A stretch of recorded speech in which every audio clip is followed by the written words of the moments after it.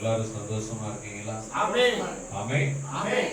கர்த்தர் ஒவ்வொரு நாளும் நம்மோடு கூட இடைப்பட்டுக் கொண்டிருக்கிறார். அல்லேலூயா. அல்லேலூயா. அல்லேலூயா. ஒரு நிமிடம் நாம் தலைகளை தாழ்த்தி ஜெபிப்போம். எங்கள் அன்புக்கு அதிகமாய் நேசித்து வழி நடத்துகிற எங்கள் அன்பின் நல்ல பிதாவே, ஆசீர்வதிக்கப்பட்டதான கர்த்தாவே, இந்த ஆராதனைக்காக நன்றி செலுத்துகிறோம். இந்த வசனத்தில் மறைந்திருக்கிற மன்னாவை, ஆவிக்குரிய ரகசியங்களையும் மகத்துவங்களையும் மகிமைகளையும் நாங்கள் அறிந்து கொள்ளத்தக்கதாக அப்பா நீங்க எங்களோடு பேசுங்கப்பா, நாங்க கேட்கிறோம். அருமை ரட்சகர் இயேசுவின் நாமத்தில் ஆமென். அல்லேலூயா. ஒரு வசனத்தை கூட நாம் வாசிக்கலாம். 1 கொரிந்தியர் புத்தகம் 3ஆம் அதிகாரம் 16வது வசனத்தை ஒரு வாசிக்க கேட்போம். நீங்கள் தேவனுடைய ஆலயமாய் இருக்கிறீர்கள் என்றும், நீங்கள் தேவனுடைய ஆலயமாய் இருக்கிறீர்கள் என்றும், தேவனுடைய ஆவி உங்களில் வாசமாய் இருக்கிறார் என்றும் அறியாதிருக்கிறீர்களா? பிரியமானவர்களே, தேவன் மனிதனை எப்படி படைத்தார் என்றால், தமது சாயலாகவும் தமது ரூபத்தின்படியே படைத்தார். அல்லேலூயா. அல்லேலூயா. அவனுக்கு தன்னுடைய சோத்திரம் ஜீவ சுவாசத்தை கொடுத்தார். அவனோடு அவர் இருக்க வேண்டும் என்று விரும்பினார். அல்லேலூயா. இந்த உலகத்தில் 2 காரியம் இருக்கிறது. ஒன்று, நான் தேவனோடு இருக்கிற போது என்னென்ன காரியம் நிகழும். ஆமென். அல்லது நான் சத்துருவோடு இருக்கும் போது எனக்கு என்னென்ன காரியம் நிகழும் என்பதை நான் அறிந்து கொள்ள வேண்டும். அதைத்தான் இங்கே வேதம் தெளிவாய் சொல்லுகிறது. தேவனுடைய ஆவி உங்களில் என்ன செய்கிறார்? உலாவிக் கொண்டிருக்க விரும்புகிறார். ஆமென். அல்லேலூயா. 2 பேரை குறித்து பார்க்க போகிறோம். ஒன்று, மோசேயை குறித்து நாம் பார்க்க போகிறோம். அப்போஸ்தலர் நடவடிக்கைகளின் புத்தகம் 7ஆம் அதிகாரம் 22வது வசனத்தை ஒரு வாசிப்போம். அப்போஸ்தலர் 7:22. மோசே எகிப்தினுடைய சகல சாஸ்திரங்களிலும் கற்பிக்கப்பட்டு வாக்கிலும் செய்கையிலும் வல்லவனானான். மோசே எங்கே பிறந்தவன்? எகிப்தில். ஆமென். நாம் எங்க பிறந்திருக்கிறோம்? அதே எகிப்தில தான். அல்லேலூயா. அல்லேலூயா. மோசே எகிப்திலே பிறந்திருந்தான், எகிப்திலே வளர்ந்திருந்தான். ஆனால் அவன் எகிப்தியன் அல்ல, இஸ்ரவேலன். ஆனாலும் எகிப்தினுடைய மகாராணி அவனை வளர்த்தார். எப்படி வளர்த்தார் என்று சொன்னால், எகிப்தினுடைய அந்த வசனத்தை மீண்டும் வாசியுங்கள். மோசே எகிப்தினுடைய சகல சாஸ்திரங்களும் சடங்குகளும் சம்பிரதாயங்களும் மோசேக்கு அத்துபடி. ஆமென். ஆமென். அல்லேலூயா. இன்னைக்கு சொல்லுவாங்க, வெள்ளிக்கிழமை என்ன செய்ய மாட்டேன், சாயந்தரம் ஆயிட்டா கிளப்பி வச்சுட்டா நான் காசை கொடுக்க மாட்டேன். அல்லேலூயா. டாக்டர் பேர் சொல்லுவியா? பாஸ்டர் 7 மணி ஆச்சு. மருத்துவரே, நான் வெள்ளிக்கிழமை என்ன செய்ய மாட்டேன், முடியலையா, உடம்பு முடியல. அவர் சொல்லுவாரா, வெள்ளிக்கிழமை 7 மணி ஆச்சு அவசியம். அப்படி சொன்னா விடுவோமா? அல்லேலூயா.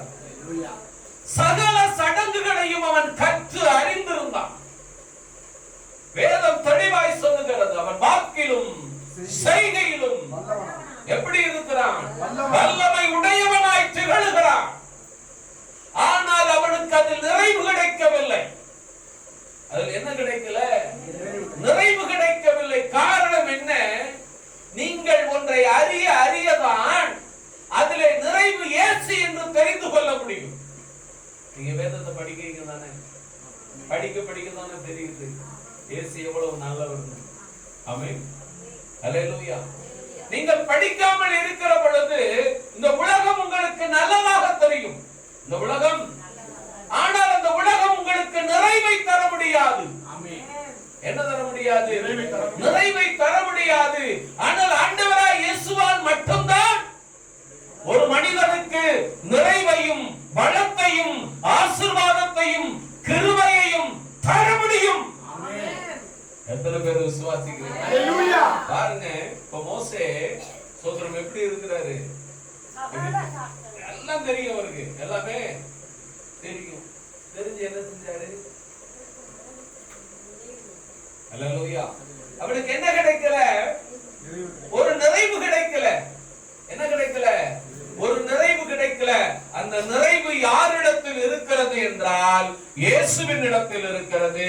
அந்த நிறைவு சபையிலே இருக்கிறது. அல்லேலூயா. அந்த நிறைவு எங்கே இருக்கிறது? சபையிலே இருக்கிறது. வாசிக்கலாம். எபிரேயரின் புத்தகம் 11ஆம் அதிகாரம் 24வது வசனத்தை வாசிங்க. எபிரேயர் 11:24. விசுவாசத்தினாலே மோசே பெரியவனான போது பார்வோனுடைய குமாரத்தையும் மகன் என்று சொல்லப்படுவதை வெறுக்கிறான். என்னவா மாறுகிறான்? எப்ப? விசுவாசத்திலே அவன் வளர்கிற போது. விசுவாசத்திலே இன்னைக்கு நான் வேதத்தை வாசிக்கிறேன், விசுவாசத்திலே வளருகிறேனா அல்லது இந்த உலகத்தின் சடங்குகளை விட்டு நான் வெளியே வர விரும்புகிறேனா அல்லது இந்த உலகத்தின் சடங்குகளும் இயேசுவும் ஒன்றுதான் என்று நான் ஏற்றுக்கொண்டு போகிறேனா? அல்லேலூயா. அல்லேலூயா. இப்ப பாருங்க, மோசே எகிப்திலே பிறந்திருக்கிறான், எகிப்திலே வளர்ந்திருக்கிறான். எகிப்தினுடைய சடங்குகளும் சம்பிரதாயங்களும் அவனுக்கு அத்துபடி. அவனுக்கு தெரியாதது ஒன்றும் கிடையாது. அல்லேலூயா. இப்பொழுது அவனுக்கு ஒரு எண்ணம் உண்டாகிறது. என்ன எண்ணம் உண்டாகிறது? அவன் விசுவாசத்திலே வளருகிறான். எதுல வளருகிறான்? விசுவாசத்திலே வளருகிறான். விசுவாசத்திலே அவன் வளர்ந்து பெரியவனான காலத்திலே ஒரு திட்டத்துக்கு வருகிறான், ஒரு முடிவை எடுக்கிறான். இனி பார்வோனுடைய குமாரத்தின் மகன் என்று சொல்லுவதை அவன் வெறுக்கிறான். இன்னைக்கு நம்ம வெறுக்கிறோமா இல்ல சடங்குகளை பின்பற்றுகிறோமா? கர்த்தர் பார்ப்பார். அல்லேலூயா. நீ எதை வெறுக்கிறாய்? எதை சிநேகிக்கிறாய்? அல்லேலூயா. சங்கீதத்துல கேட்டோம்ல, என்னை சிநேகிப்பதற்கு பதிலாக என்னை வெறுக்கிறார்கள். ஆமென். என்னை சிநேகிப்பதற்கு பதிலாக என்ன செய்கிறார்கள்? என்னை வெறுக்கிறார்கள். அல்லேலூயா. இங்க தெளிவாக சொல்லுகிறான் மோசே, பார்வோனுடைய குமாரத்தின் மகன் என்று சொல்லப்படுகிற அந்த காரியத்தை அவன் வெறுக்கிறான். அல்லேலூயா. அடுத்த வசனத்தை வாசிங்க. அநித்தியமான பாவ சந்தோஷத்தை அனுபவிப்பதை பார்க்கிறோம். பாருங்களேன், இப்ப நமக்கு ஒரு பெரிய இன்ட்ரெஸ்டிங் என்னன்னா, பாவத்துல சந்தோஷம் இருக்கான். என்ன இருக்கான்? பாவத்துல ஒரு நாடகம் பார்ப்பதுல ஒரு சந்தோஷம், ஒரு சீரியல் பார்ப்பதுல ஒரு சந்தோஷம், ஒரு சினிமா பாட்டு கேட்கறதுல ஒரு சந்தோஷம், இந்த உலகத்தினுடைய காரியங்களை கண்ணோக்குவதில் ஒரு சந்தோஷம் இருக்கா இல்லையா? அதுக்கு பேர் என்னவா? அநித்தியமானது, நித்தியமானது அல்ல. இத நீ கேட்டுக்கிட்டே பரலோகம் போக முடியுமா? முடியாது. இத கேட்டுக்கிட்டே நீ வாழ முடியுமா? முடியாது. இத கேட்டுக்கிட்டே உன்னுடைய கடைசி காலம் நிறைவு வருமா? முடியாது. இளைப்பாறுதல் அவசியம். ஒரு மனிதனுக்கு கவர்மெண்ட்ல ரிட்டையர்டுன்னு கொடுக்குறான். என்ன அர்த்தம்? இளைப்பாறுதல் அவசியம். 36 வருடம் அல்லது 38 வருடம் அவன் உழைத்த பிறகு அவனுக்கு ஓய்வு கொடுக்கிறான். அந்த ஓய்வுக்கு பிறகு ஓய்வூதியம் கொடுக்கிறான். அதுக்கு பேர் தான் இளைப்பாறுதல். அதுக்கு பேர் தான் இளைப்பாறுதல். அந்த இளைப்பாறுதல் ஒரு மனிதனுக்கு வேண்டும் என்றால் இயேசு நிச்சயம் அவனுக்கு வேண்டும். யார் வேணும்? இயேசு நிச்சயம் வேண்டும். அல்லேலூயா. இப்ப பாருங்க, ஒரு காரியத்தை நம்ம பார்க்கிறோம். அநித்தியமான பாவ சந்தோஷத்தை அனுபவிப்பதை பார்க்கிறோம். இப்ப அனுபவிக்கும் போது சந்தோஷமா தானே இருக்கிறோம். அல்லேலூயா. என்ன பாஸ்டர், நாங்க போற வழியில இல்ல, நீ போற வழியில வர்ற வழியில இல்ல, எந்நேரமும் அது உன்னோடு இருக்கிறது. அது பாவம் என்பதை நீ புரிந்து கொள்வது அவசியம். அல்லேலூயா. ஒரு புரிதல் வேணும்ல. ஆமென். என்ன வேணும்? ஒரு புரிதல் வேணும். எத்தனை மார்க் எடுத்தா பாஸ் பண்ணுவாங்க? 100க்கு 100 விட்டுருங்க, நம்ம அதுக்கு தேர்ச்சி பெற மாட்டோம். அதுக்கு நம்ம லாய்க்கு இல்லாத ஆள். ஆமென். அடிப்படை எத்தனை மார்க் எடுத்தா பாஸ் பண்ணுவான்? 35. அதையாச்சும் எடுக்க முயற்சி. 100க்கு 100 நான் எடுக்கலைன்னாலும் பரவாயில்ல, தேர்ச்சி பெறுவதற்காகவாவது முயற்சி செய்ய வேண்டும். அதைத்தான் செய்கிறான் மோசே. பார்வோனுடைய குமாரத்தின் மகன் என்று சொல்லப்படுவதை முதலாவது வெறுக்கிறான். ஆமென். இரண்டாவது, அனித்தியமான பாவ சந்தோஷங்களை அனுபவிப்பதை பார்த்திலும் தேவனுடைய ஜனங்களோடு ஐக்கியமாய் இருப்பது நலம் என்று விரும்புகிறான். அல்லேலூயா, அல்லேலூயா. நீங்க சபைக்கு வர்றீங்க, சபையில சாட்சிகளை கேட்கிறீங்க. அந்த சாட்சிகளிலே ஒவ்வொரு குடும்பத்திலும் எவ்வளவு துயரம் இருக்கிறது என்பதை நீங்கள் பார்க்கிறீங்க. அதிலிருந்து நீங்கள் மீளுவதற்கு இயேசுவால் மட்டும்தான் விடுதலை தர முடியும். எத்தனை பேர் விசுவாசிக்கிறீங்க? மனிதனால் முடியாது. அல்லேலூயா. அதற்கு பிறகு அவன் ஒரு காரியத்தை சொல்லுகிறான். என்ன வாசிங்க? இனி வரும் வசனம்.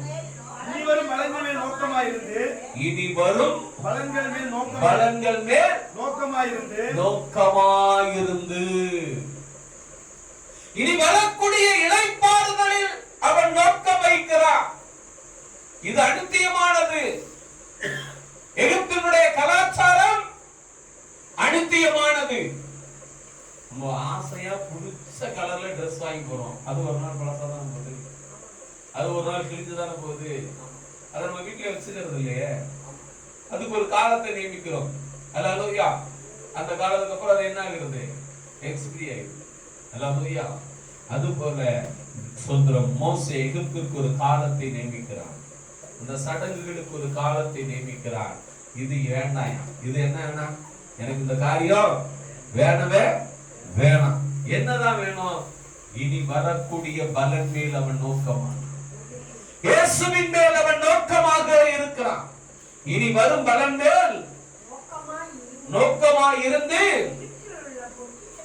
எகிப்தில் உள்ள பொக்கிஷங்களையும் கிறிஸ்துவின் நிமித்தம் வரும் நிந்தனையை அதிக பாக்கியம் என்று எண்ணினான். கரங்களை தட்டி கர்த்தருக்கு நன்றி சொல்வோம். அல்லேலூயா, அல்லேலூயா.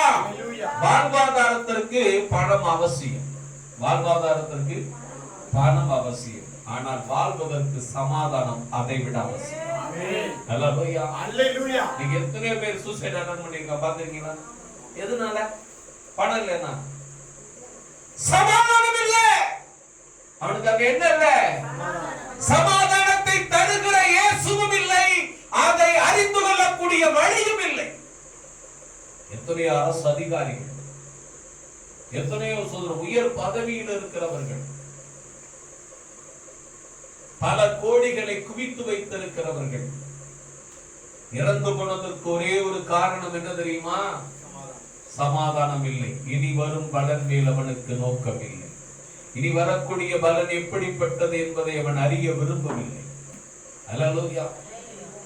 அனித்தியமான பாவ சந்தோஷத்தில் அவன் இருக்கிற பொழுது அந்த உலகம் அவனை என்ன செய்கிறது என்றால் தன்வசப்படுத்திக் கொள்ளும். அந்த மனிதன் அதை என்ன செய்யும்? தன்வசப்படுத்திக் கொள்ளும். அவனுக்கு விடுதலை கிடையாது, அவனுக்கு விடுதலை கிடையாது. தேவனிடத்திலே ஒரு மனிதன் தேவனிடத்தில் இருக்கும் போது அவன் அதிலிருந்து வெளியே வர முயற்சிக்கிறான். அதிலிருந்து வெளியே வரணும்னா யார் தேவை? இஸ்ரவேல் என்ற தேவன் தேவை. அல்லேலூயா, அல்லேலூயா. நீ எகிப்துக்குள்ளே இருந்துகிட்டு எகிப்திலிருந்து விடுதலை தேட முடியாது. எகிப்துக்குள்ளே இருந்து நீ விடுதலை தேடணும்னு நினைச்சேன்னா அந்த விடுதலை உனக்கு கிடைக்கவே கிடைக்காது. மத்தேயு புஸ்தகம் 8ஆம் அதிகாரம் 28வது வசனத்தை ஒருவர் வாசிங்க.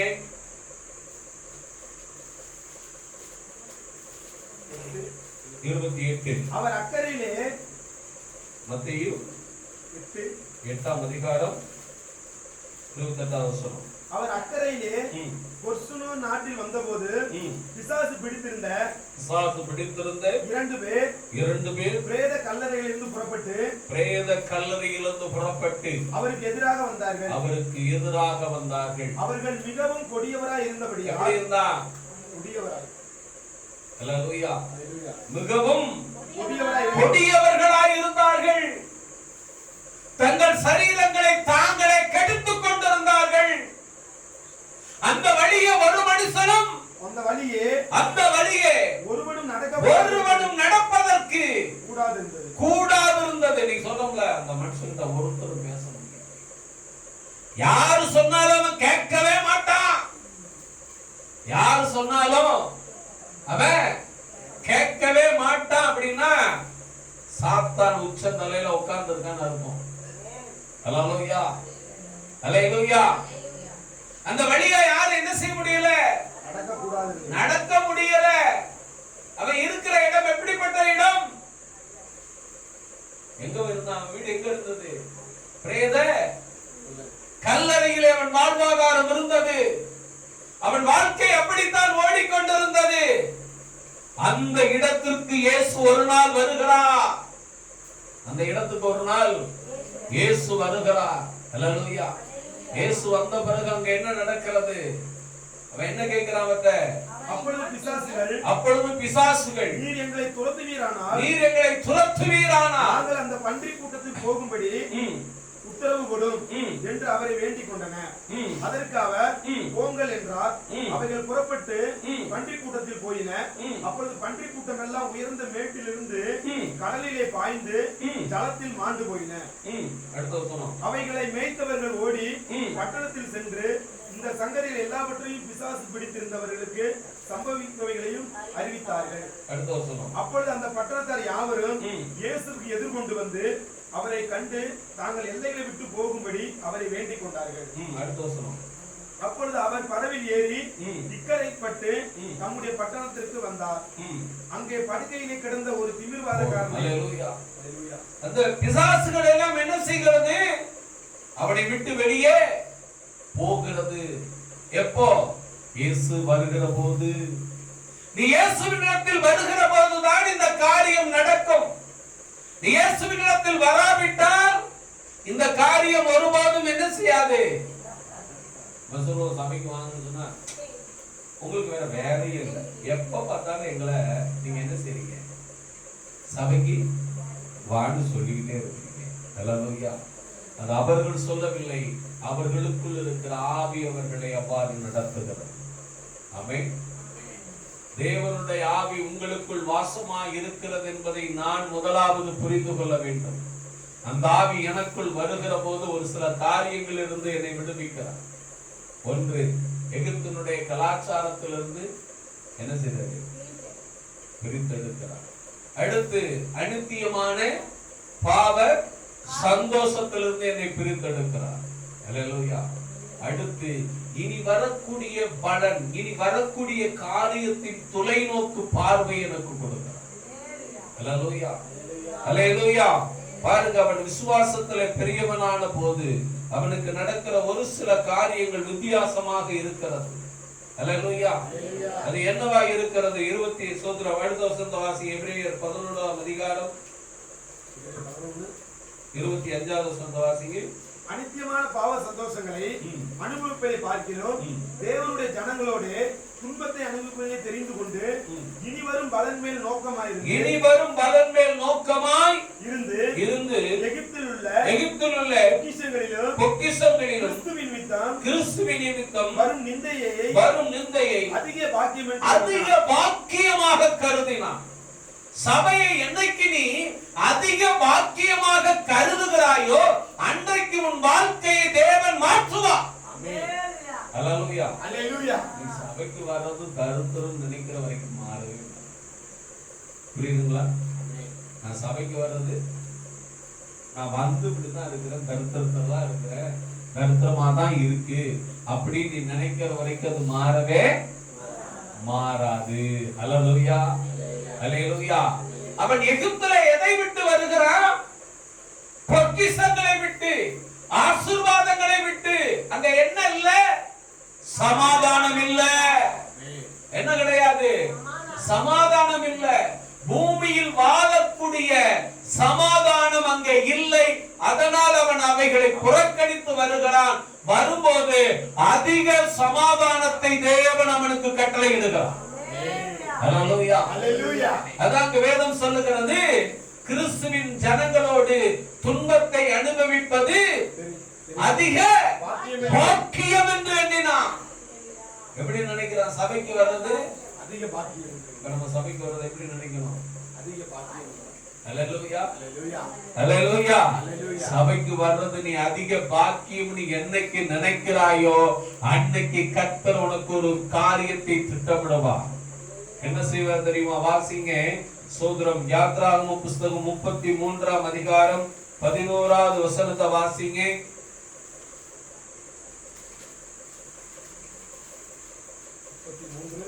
11. ஒருவன் தன் சிநேகிதனோடு பேசுவது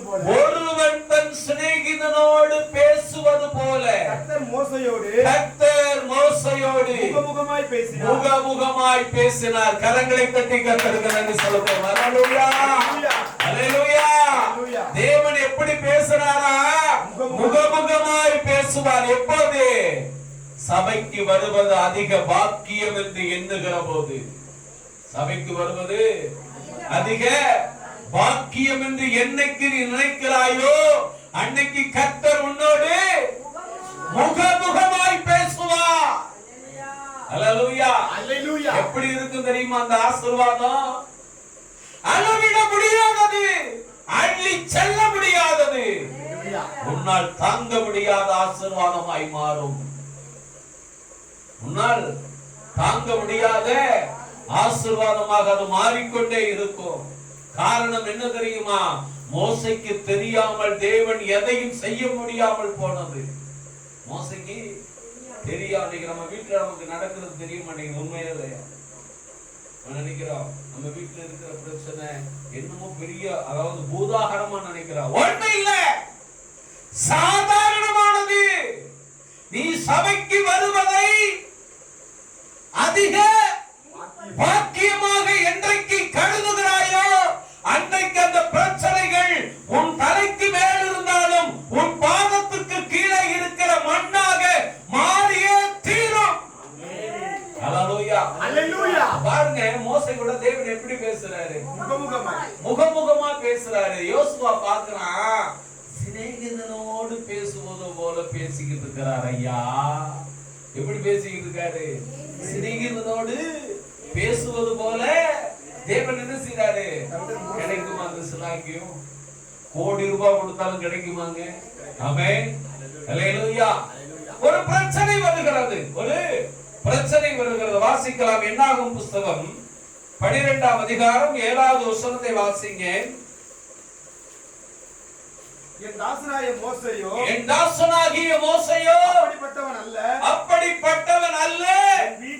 என் வீட்டில் எங்கும் அவன் உண்மையுள்ளவன். கரங்களை தட்டி கர்த்தருக்கு நன்றி செலுத்துவோம். ஹல்லேலூயா, ஹல்லேலூயா. நீ தேவனோடு பேச ஆரம்பித்து விட்டா கர்த்தர் உனக்கு சர்டிபிகேட் கொடுக்கிறாரு. என் தாசனாகிய மோசே அப்படிப்பட்டவன் அல்ல, அவன் என் வீட்டில் எங்கும் உண்மையுள்ளவன். ஹல்லேலூயா, ஹல்லேலூயா. உண்மையுள்ள மனுஷன் பரிபூரண ஆசீர்வாதங்களை பெறுவான். கரங்களை தட்டி கர்த்தருக்கு நன்றி சொல்லுவோம். ஹல்லேலூயா, ஹல்லேலூயா. உண்மையுள்ள மனுஷன் என்னவா? பரிபூரண ஆசீர்வாதத்தை பெறுவான். இது யார் சொன்னது? கர்த்தர் சொல்லுகிறார். யாருக்கு மத்தியில? ஆரோனுக்கும் மிரியாமுக்கும் மத்தியிலே சொல்லுகிறார். ஆரோன் ஒரு பெரிய ஊழியக்காரர் இல்லையா? 6வது வசனத்தை வாசிக்கிறதுல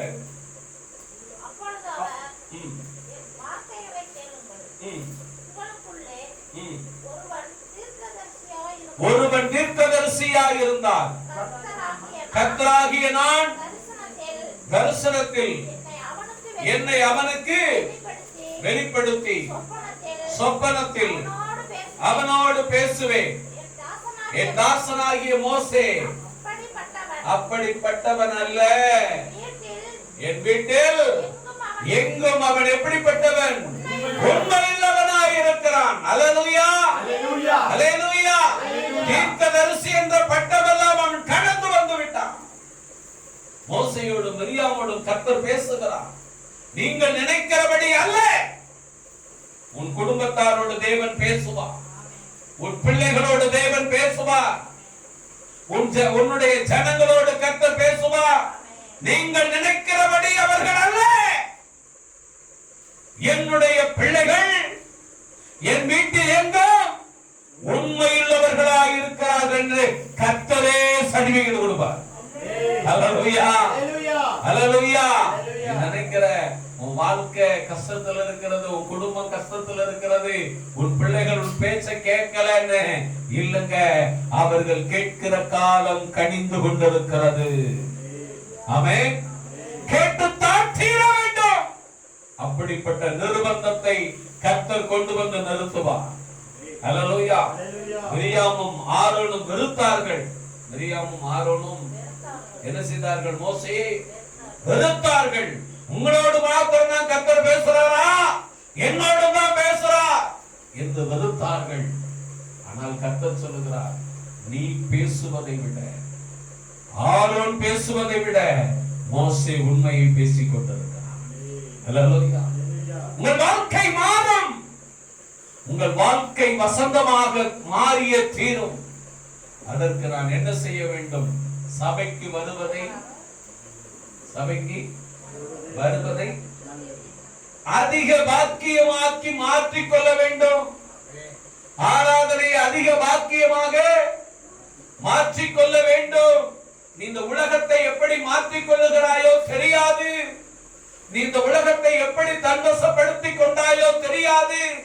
அதை விட அதிகமாக சபையை, ஆராதனையை, வேதத்தை, ஜெபத்தை தன்வசமாய் நீ மாற்றுகிற போது தேவன் உனக்கு முன்னே நடந்து சொல்லுவார். அல்லேலூயா. மோசேகிட்ட தேவன் நிறைய காரியத்தை பேசிட்டாரு. அவர் கேட்கிற, ஆண்டவரே நான் உங்களை இன்னும் பார்க்க மாட்டேன், எப்படி இன்னும் என்ன செய்யணும்? ஆண்டவர் சொல்றாரு, நீ உண்மையானவன், என் வீட்டில் எங்கும் உண்மை உள்ளவன் சொல்றாரு. எல்லா காரியமும் அவனுக்கு சொல்லி கொடுத்துட்டு இருக்காரு. வாசிங்க யாத்ராகமம் 33ஆம் அதிகாரம் 17வது வசனத்தை வாசிங்க. அப்பொழுது கர்த்தர் மோசேயை நோக்கி, நீ சொன்ன இந்த வார்த்தையின்படியே செய்தேன், என் கண்களில் உனக்கு கிருபை கிடைத்தது, உன்னை பெயர் சொல்லி அழைத்தேன், அறிந்திருக்கிறேன் என்றார். அப்பொழுது அவர், உம்முடைய மகிமையை எனக்கு காண்பித்தருளும் என்று கேட்கிறான். இன்னும் தேவனோடு ஐக்கியப்பட. அவன் பிறந்தது எகிப்திலே, நல்ல கற்றுக்கொள்ளுங்கள். அவன் பிறந்தது, அவனை வளர்த்தது எகிப்தியர்கள். எகிப்தின் சட்டத்திட்டம் எல்லாம் அவனுக்கு தெரியும். ஆனால் தேவனோடு அவன் ஐக்கியப்படும் போது அவன் பரலோகத்தை பார்க்கிறவனாய் மாறுகிறான். அல்லேலூயா. தன்னுடைய ஜனங்கள் மீட்கப்பட வேண்டும் என்று தேவனோடு பேசுகிறான். அவன் கேட்கிற எல்லாவற்றையும் கர்த்தர் அவனுக்கு ஈவாய் கொடுத்து கொண்டே போகிறான். அல்லேலூயா, அல்லேலூயா. கேட்கிறான், ஆண்டவரே உம்முடைய மகிமையை நான் என்ன செய்யணும்? இன்னும் பார்க்கணும் ஆண்டவரே. அல்லேலூயா. அந்த வாஞ்சை உங்களுக்குள் இருக்கிறதா? அந்த தாகம் உங்களுக்குள் இருக்கிறதா? அப்படி இருக்கும் என்று சொன்னால் கர்த்தர் உங்களை ஒருபோதும் என்ன செய்ய மாட்டார்? கைவிட மாட்டார். முதலாவது சொன்னார், சோதரவின் தாசனாகிய மோசே எங்கும் என் வீட்டில் எப்படிப்பட்டவன்? உண்மையுள்ள சாட்சிக்காரனாய் இருக்கிறான். அல்லேலூயா. தன் சிநேகிதனோடு பேசுவது போல கர்த்தர் மோசேயோடு என்ன செய்தார்? முகமுகமாய் பேசினார். நீங்க நினைக்கிறோம், சோதர முகமுகமா பேசணும்னா எங்க போகணும்? உலகத்தின் விக்கிரகத்தை நோக்கி கொண்டிருக்கிறீர்களா அல்லது கிறிஸ்து என்ற விக்கிரகத்தை நோக்கி கொண்டிருக்கிறீர்களா? அது நிச்சயமாக பொய்யானது. அவை முகமுகமாய் கர்த்தர் வசனத்தின் மூலமாய் உன்னோடு பேசுவார். அல்லேலூயா. இஸ்ரவேல் ஜனங்களோடு அவர் பேசினதையும் அவர் எருசலேமிலே வந்து பேசினதையும் நாம் பார்க்க போகிறோம். வாசிக்கலாம். மத்தேயு புத்தகம் 17ஆம் அதிகாரம் மூன்றாவது வசனத்தை ஒருவர் வாசிங்க. மத்தேயு 17:3. அப்பொழுது மோசேயும் எலியாவும் அவரோடு பேசுகிறவர்களாக அவர்களுக்கு காணப்பட்டார்கள். அப்பொழுது பேதுரு இயேசுவை நோக்கி ஆண்டவரே இங்கே இருக்கிறது நல்லது. ஆமென். தேவன் பேசுகிற இடத்தில் நீங்கள் இருப்பது நல்லது. ஹல்லேலூயா. தேவனோடு பேசுவது அதை விட நல்லது. இந்த மகிமைய அவன் அங்க கேட்கிறான். உடைய மகிமை நான் என்ன செய்யணும் ஆண்டவரே? பார்க்கணும் ஆண்டவரே. உடைய மகிமைய நான் பார்க்கணும். அந்த மகிமை எப்படிப்பட்டது? தேவனோடு சேர்ந்து பேசுவது. ஹல்லேலூயா. ஹல்லேலூயா. 5வது வசனத்தை வாசிங்க. அவன் பேசுகையில் இதோ ஒளியுள்ள ஒரு மேகம் அவர்கள் மேல் நிழலிட்டது. இவர் என்னுடைய நேசகுமாரன், இவரில் பிரியமாய் இருக்கிறேன், இவருக்கு செவி கொடுங்கள் என்று அந்த மேகத்திலிருந்து ஒரு சத்தம் உண்டாயிற்று. ஹல்லேலூயா. அந்த மேகம் எப்படிப்பட்டது? ஒளியுள்ள ஒரு மேகம். ஹல்லேலூயா. நீ 1வது வசனத்திலிருந்து வாசித்து பார்த்தால் தெரியும். அங்கே ஒரு ஒளியுள்ள மேகம் வருகிறது.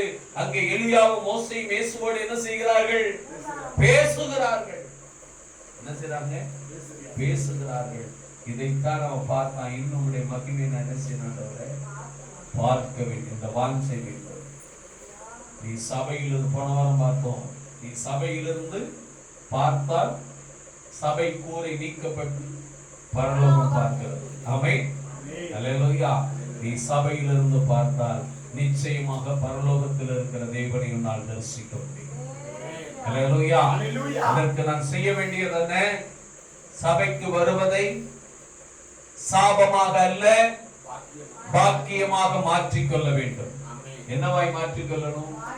பாக்கியமாக நீ மாற்றிக்கொண்டால் கர்த்தர் உன்னை கொண்டு பல காரியங்களை செய்ய திட்டமிடுவார்.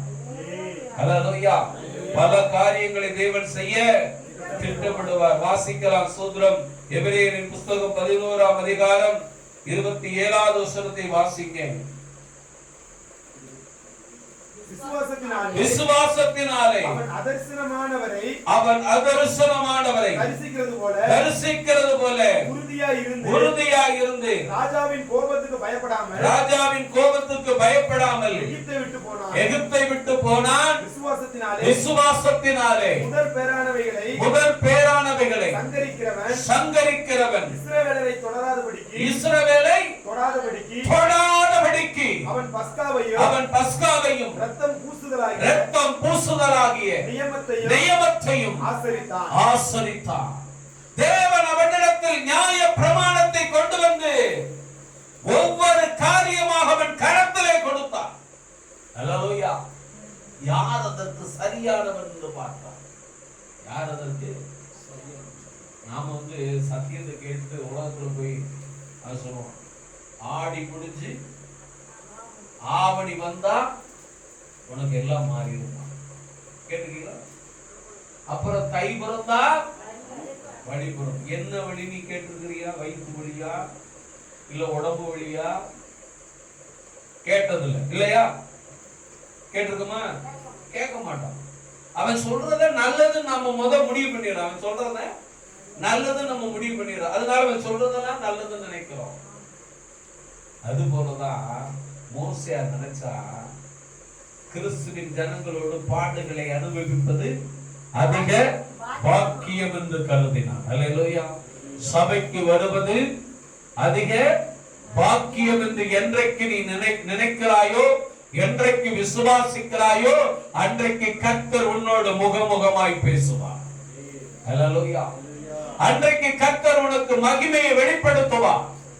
அன்றைக்கு கர்த்தர் சொல்லுவார், என் தாசனாகிய மோசே என் விஷயத்தில் எப்படிப்பட்டவன் என்றால் உண்மையுள்ளவன் என்று சாட்சி கொடுப்பார்.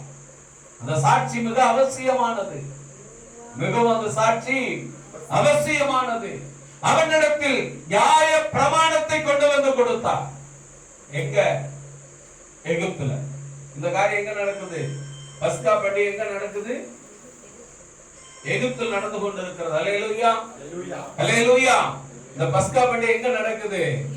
அவன் எங்க பிறந்தானோ, எங்க வளர்ந்தானோ, எந்த சடங்குகளை ஆசரித்தானோ, எந்த பிரமாணத்தை அவன் சோதரம் கண்டறிந்தானோ, அந்த இடத்திலே தான் புதிய பிரமாணத்தை அவனை கொண்டே கர்த்தர் பிரகடனப்படுத்தினார்.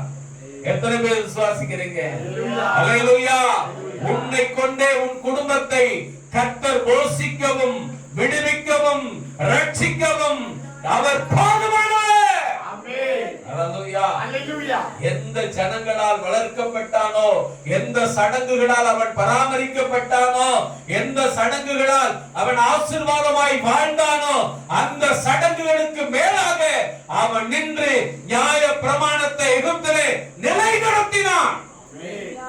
நிலைநிறுத்தினானா இல்லையா? முதல் பேரானவர்கள் எங்க செத்தான்? அதே எகிப்துல தானே செத்தான். அல்லேலூயா. அப்ப அந்த சடங்கு அவர்கள் என்ன செய்யல? காப்பாத்துச்சா? இல்ல. ஆமென். அந்த சம்பிரதாயம் அவர்களை காப்பாற்றினதா? இல்ல. ஆனால் நியாய பிரமாணம் அவர்களை காப்பாற்றினது. கிறிஸ்துவின் பிரமாணம் அவர்களை விடுவித்தது. இயேசுவின் நாமம் அவர்களை ரட்சித்தது. அல்லேலூயா. அடுத்த வசனத்தை வாசிங்க. விசுவாசத்தினாலே அவர்கள் சிவந்த சமுத்திரத்தை உலர்ந்த தரையை கடந்து போவது போல கடந்து போனார்கள். எகிப்தியர் அப்படி செய்ய துணிந்து அமிழ்ந்து போனார்கள். நீங்க எல்லாரும் ஞானஸ்தானம் எடுக்கிறாங்க பாஸ்டர், ஞானஸ்தானம் எடுத்துட்டா நல்லதா அப்படின்னு நினைச்சு எடுத்துக்கிட்டு சபைக்கு வர்றத சாபம்னு நினைச்சேன்னா இதுல மூழ்கி போயிருக்க. ஆமென், ஆமென், அல்லேலூயா, அல்லேலூயா. ஞானஸ்தானம் எடுத்துக்கொண்டு சபைக்கு வருவதை அதிக பாக்கியம் என்று நீ அலங்கரித்தால் கர்த்தர் உன்னை கொண்டு ரட்சிப்பை நடத்துவார். ஆமென், ஆமென். உன்னை கொண்டு விடுதலை கட்டளையிடுவார். உன்னை கொண்டு சாபங்களை ஓட ஓட துரத்துவார். ஆமென். உன்னை கொண்டு ஆசீர்வாதத்தை உன் குடும்பத்திலே கர்த்தர் அலங்கரிப்பார். அல்லேலூயா, அல்லேலூயா, அல்லேலூயா, அல்லேலூயா. ஆனால் ஞானஸ்தானம் எடுத்துக்கிட்டு, ஆமென், ஞானஸ்தானம் எடுத்துக்கிட்டு சபைக்கு வருவது சாபம் என்று நீ நினைத்தால் இந்த எகிப்தியருக்கு நடந்ததுதான் உனக்கும் எனக்கும் நடக்கும். அல்லேலூயா, அல்லேலூயா. அதான் சரா எகிப்தியர்கள் அப்படி செய்ய துணிந்து எப்படி அதை செய்வதற்கு அவன் பயப்படல, துணிந்து அமிழ்ந்து போனார்கள். அவன் நினைக்கிறான், இந்த மோசையை நான் தான் கையில தூக்கி வளர்த்தேன், இந்த மோசை எனக்கு நல்லா தெரிஞ்ச முகம், இந்த மோசை எனக்கு நல்லா தெரிஞ்ச முகம். ஆனா அந்த மோசே உனக்கு தெரிஞ்ச முகம் என்பதை விட கர்த்தர் அறிந்த முகமாய் மாறி போனான். அல்லேலூயா, அல்லேலூயா, அல்லேலூயா. அதுதாங்க விஷயம். இந்த உலகத்தில் வாழ்வதற்கு, இந்த உலகத்தை மேற்கொள்வதற்கு, இந்த உலகத்தின் சடங்குகளையும் சம்பிரதாயங்களையும் நிர்மூலமாக்குவதற்கு இயேசுவின் தரிசனம் மிக அவசியம். அதை மோசே பெற்றுக்கொண்டான், அதை அநேகருக்கு சொல்லிக் கொடுக்கிறான். ஆமென். அவர்கள் கடந்து வருகிறார்கள், எகிப்தை விட்டு என்ன செய்கிறார்கள்? கடந்து வருகிறார்கள். எகிப்தியர்கள் பார்க்கிறார்கள், அவர்கள் போகிற பாதையிலே சிவந்த சமுத்திரம் இருக்கிறது. ஐயா, என்ன இருக்கிறது? சமுத்திரம் இருக்கிறது. அதை அவர்கள் கடக்க முடியாது. அவர்கள் என்ன செய்ய முடியாது? கடக்க முடியாது. நீங்க நினைக்கிறாங்க இந்த பிரச்சனையில இருந்து இந்த குடும்பம் வெளியே வரவே முடியாது. ஆமென். யார் நினைக்கிறது? உன்னோடு பிறந்தவர்கள், உன்னை வளர்த்தவர்கள், உனக்காக தன்னையே தியாகப்படுத்திக் கொண்டவர்களாக கூட இருக்கலாம். அல்லேலூயா. அவர்கள் சொல்லுகிறார்கள், என்ன சொல்றான்? இந்த பிரச்சனையிலிருந்து அவர்கள் விடுதலை அடையவே முடியாது.